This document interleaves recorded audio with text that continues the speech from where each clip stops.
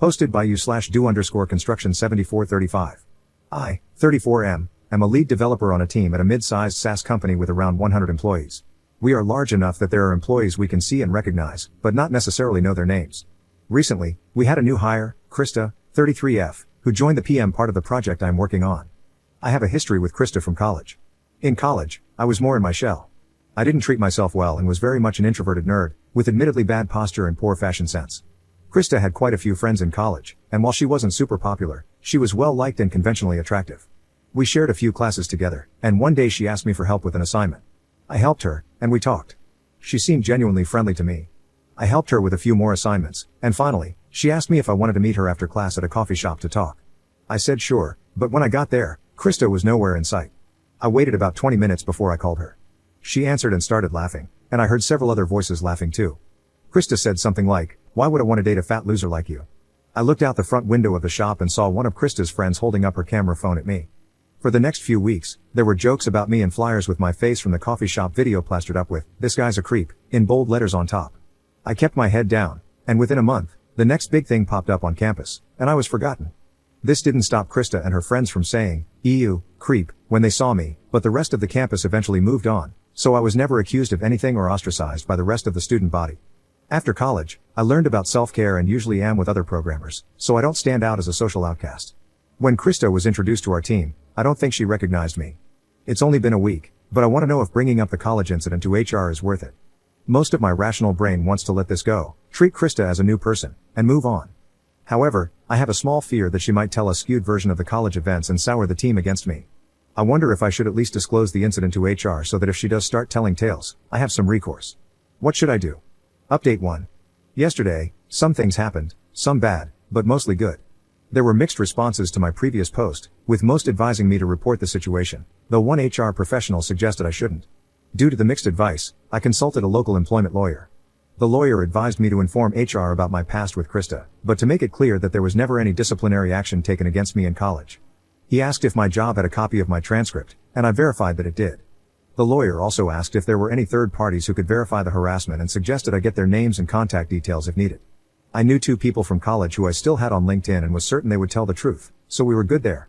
The lawyer told me to request a meeting with HR and my supervisor, explain the situation with Krista, emphasize that there were never any charges or disciplinary actions, and mention that I had 2 witnesses if verification was needed.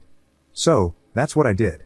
On Friday morning, I came into the office and sent an email to HR and my supervisor requesting a formal meeting at 10 a.m. My supervisor came to my desk, asked if everything was okay, and wanted to make sure I was happy. I told him everything was fine, I wasn't leaving, and it wasn't anything to do with him or the team. He seemed relieved, and by 10 a.m., we were in the conference room with the HR officer. I thanked them both for taking the time to meet with me and then followed my lawyer's instructions. I explained that the new project manager, Krista, was someone I went to college with, and that she had participated in the harassment of me during that time. I detailed that there were never any charges or disciplinary actions taken against me, and that I had 2 independent witnesses who saw the harassment and provided their contact info. My supervisor seemed shocked, and the HR officer reviewed the information I provided for a minute. Then the 2 of them talked for a moment before finally calling Krista in. When Krista walked into the conference room and saw me, HR, and the team's supervisor, she seemed shocked. HR started with something like, "We have been told you 2 have a past." Krista sat down and looked pretty shocked throughout. She did admit to the bullying but tried to reframe it as a misunderstanding repeatedly. She never outright said what the bullying was, but then she was told that since this was an incident in both our pasts that nobody once brought up again, it should stay buried. HR made it clear that this is not to be a funny watercooler story to share.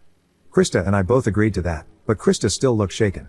Noon was approaching as the meeting was wrapping up. My supervisor and HR reiterated that neither of us is to breathe a word about the college incident. We're professionals, and we're here to do a job. I went to the break room for lunch, and my appetite finally returned. The last few days had been stressful and I wasn't eating much. I sat at a table with the rest of the development team and we started eating. Halfway through my sandwich, another coworker, Sandy, 30F, came by and said, "So I heard an interesting story yesterday about you and Krista," with a big grin on her face. She didn't get further because my supervisor, who was at our table, stood up, pointed at Sandy, and across the room at Krista, and said, "You two, conference room, now." I wasn't privy to what happened in the conference room, but I did see the HR officer go into the room 2 minutes later, looking pretty pissed. I guess she got the call and was interrupted during lunch. I'm not sure what went on. The rest of my team asked what that was about. I said, "I have no idea," and just kept eating. 5 minutes later, 2 more coworkers from other parts of the project were brought into the conference room. Lunch ended and we went back to work, but speculation was high. It wasn't until 3 p.m. that the conference room finally emptied. Krista looked like she had been crying, and the others who had been in the room with her seemed to treat her quite coldly. I'm not sure what this will mean, but it appears, for now, that Krista is still working here. I appreciate the lengths HR and my supervisor are taking to ensure this won't blow up further. Update 2. Monday wasn't a dumpster fire, so that was good. My supervisor and the HR officer brought everyone on the team into the big conference room. The HR officer said that we are a professional company, and while we do like to have fun, we are to be strictly professional and not gossip about other coworkers' personal lives. Sandy and the 2 other coworkers who were brought into the conference room on Friday looked pretty ashamed during this. Krista was sitting at the other end of the conference room table, and there seemed to be a noticeable distance between her and the other employees. My supervisor said he wants to consider this matter closed and for us to get back to offering great solutions to our clients. Everyone filed out of the conference room and went back to work.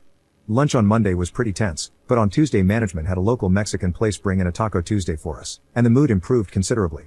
I don't gossip, but I did hear murmurs that Krista is now on her final warning and has been put on a performance improvement plan, all within her first 2 weeks. Not sure how true these rumors are, but with how isolated Krista now appears to be from the rest of the team, it is clear that everyone else is not willing to socialize with her beyond their work functions. I considered this matter closed myself, and if Krista worked hard and got her redemption arc, I'd have been fine with it. But then last night happened. I'm not sure where Krista got my address, but she was outside my house last night, and luckily my doorbell camera caught it, so I can pretty accurately transcribe it. She rang and asked if we could talk. I said through the digital doorbell that there was nothing to talk about and she better leave because this is now harassment. She pleaded for me to come outside and discuss it. I declined and emphasized she's not welcome. She then said she had a crush on me in college, that her friends found out she asked me to coffee and pressured her to turn it into a harassment campaign, and she was afraid of them disowning her for liking a guy like me. Guys, I wanted to laugh so freaking hard. I was socially awkward back in college, but even I knew this was BS. Hell, I wasn't even interested in Krista for a date. I thought she wanted to be my friend. I told her that I didn't care what she had to say, she had to leave. She told me I could just ask Sandy what she told her and it would clear this all up. I declined and said that this matter in the office is closed. Krista finally made an exaggerated sigh and walked off. I took the video recording from the doorbell and sent it to the employment lawyer. I will give it to my supervisor in HR today. I will be shocked if she lasts longer than this Friday now. Update 3. Krista is fired. I didn't even have to send HR the doorbell cam video, but I did send it to the lawyer I was talking to. The lawyer is drafting a cease and desist and potentially a restraining order if needed. Krista somehow got my address from someone in IT. The IT new hire is suspended because of this data breach, and everyone got a memo about data security yesterday morning, including the usual about phishing scams. Krista's desk was empty when I came in yesterday morning, and since I'm taking the necessary legal steps, I'm considering this matter closed. Edit. Krista tried to show up at my front door one more time a week later. I called the cops, and she was removed but not arrested since she didn't technically do anything yet. The lawyer served her with the cease and desist, and it has been communicated to me that she understands. Work is almost back to normal. No one wants to talk about Krista anymore. I consider this truly resolved now.